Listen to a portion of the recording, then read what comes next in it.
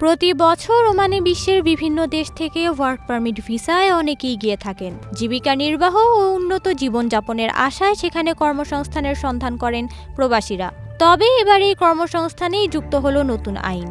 জানা গেছে, প্রবাসী কর্মীরা নির্ধারিত সময়ের মধ্যে কাজে না আসলে জরিমানা কিংবা মজুরি কর্তনের বাধ্যবাধকতা আরোপ করে নতুন আইন করেছে ওমানের শ্রম মন্ত্রণালয়।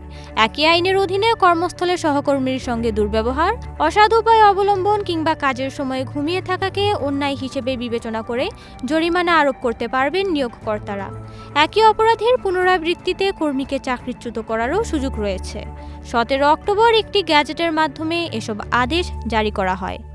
এই আইনের ফলে যেসব নিয়োগকর্তার অধীনে 25 জন কিংবা তার কিছু বেশি কর্মী কাজ করে, তারা দায়িত্ব অবহেলার কারণে সর্বোচ্চ 5 দিনের মজুরি কর্তন, সাময়িক বহিষ্কার কিংবা গুরুতর অপরাধের জন্য কর্মীকে চাকরিচ্যুত করতে পারবেন।